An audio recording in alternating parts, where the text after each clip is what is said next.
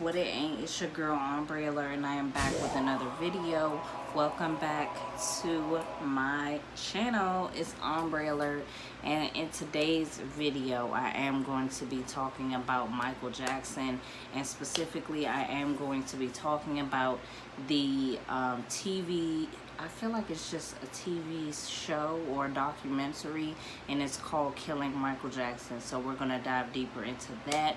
But first, you already know I gotta talk about my business. I have a natural hair care brand slash business where I sell natural hair care products and jewelry. So make sure you get your life crystals right now. These ones that I'm wearing are available on the website amongst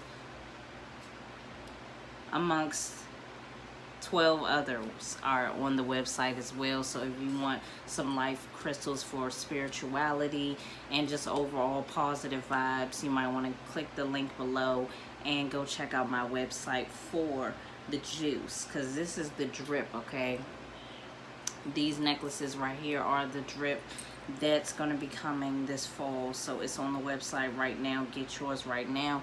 Get your natural hair care right now on my website as well. I got everything you need. More products coming soon, more jewelry coming soon, so stay tuned. Okay, so September the 8th, I feel like this show aired on Bounce. If you have Bounce, you know what I'm saying, the channel Bounce. This TV show had aired, and I watched it, and I didn't finish all of it, but I feel like I got the gist of what was going on. It basically was talking about the doctor, and I actually forgot what his name is. Dr. Murray. I know it was Murray. This is a fact-checking opinion, so I wanted to show you guys my gavel. So I do have a gavel, okay? So we're going to get into this further right now. So first I'm going to talk about the facts, and then I'm going to talk about my opinion at the end. If you've seen this type of video before, then you already know the order in which it's going down, but I'm going to refrain from giving my opinion until the end. So let's get started. So like I was saying, they were talking about getting the 911 call to Michael Jackson's home, and it was cardiac arrest. So the physicians arrived to his house and presumed, you know, to do what they do when someone's in cardiac arrest, because that's what the person said on the phone. Now, what they talked about before this was that Dr. Murray's story was that Michael Jackson, he was just starting his This Is It tour, and if you've seen the This Is It movie based on the tour, then you already know what was going on. I went to the movie theaters to see that, and I loved it. It was like being at the concert, for real, for real. But anyway,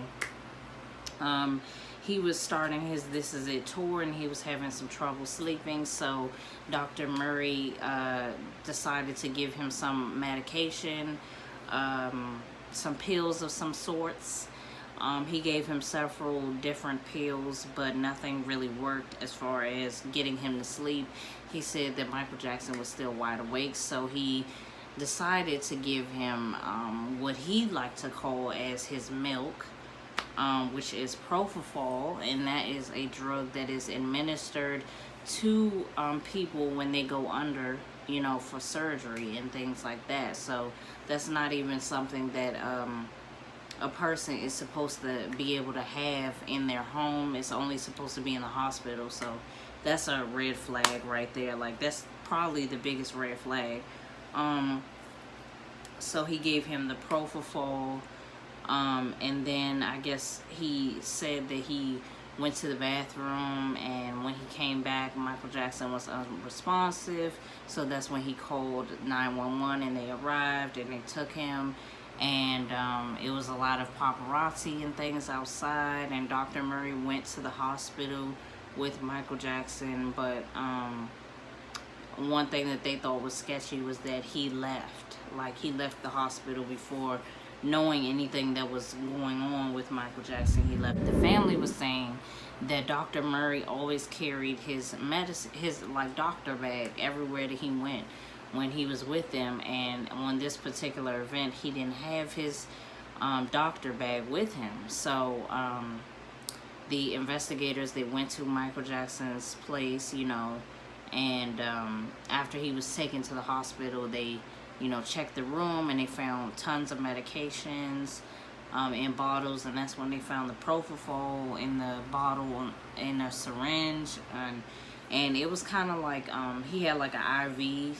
thing standing up, like, I don't know, like kind of like he was on like bed rest or something. So from, you know, the pictures that I seen, that his room was a mess. It was dark. It was no light in it.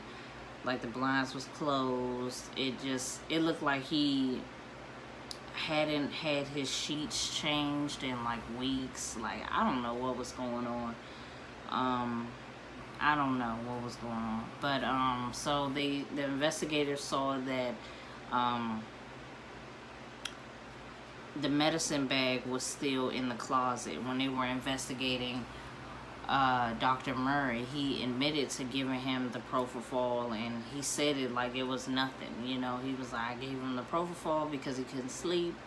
And they played a recording on the TV show so you can hear him saying it. And he was like, I gave him the propofol, I gave him his milk, I've been giving it to him for like a month now, and you know, that's just what I do. And he's well aware that this is given to people that are patients in the hospital, and that he's not supposed to give it to them, but I guess he was saying he gave it to him anyway. And yeah, so the investigators also found the bag of his medicine, of the doctor bag. They found it up in the closet where he said that it was. And what they found in it was like a bunch of empty trash. Like he had, so what it seemed to be was that he cleaned up the crime scene before he even called 911. Like to, you know, alert them that something was wrong with Michael Jackson. So that's the way it seemed. It seemed like he just grabbed everything that he could and just stuffed it in that damn bag. And from the looks of it, he forgot it and he left it behind, because that's evidence, baby. Like, and even in the recording, you could hear that he kind of sounded like he got caught. Like, oh, you didn't check the bag, like. So yeah, he was caught red-handed with that. They found syringes, medicine trash, all types of things. And then they also said that this could have been prevented had he had told the 911 operator what was really going on, and that it was almost like a drug overdose, that it wasn't like a, you know, it wasn't a heart attack. It was like a drug overdose. So if they would have treated him for such, then he would be alive today. They said that he could have been saved, and that's something that really bothered me, was knowing that he could have been alive, you know, that, and we all knew that just because of his age, like. And they were saying that I mean, it was cardiac arrest, but it was cardiac arrest due to an overdose of drugs. And they were saying that cardiac arrest is normal for 50-year-olds, and that's how old Michael Jackson was. Okay, so we have the facts. We have the facts, okay? So now it's time for my opinion. My opinion is, man, it's hard, because I love Michael Jackson. I love him so much. But I do also see that he had an issue with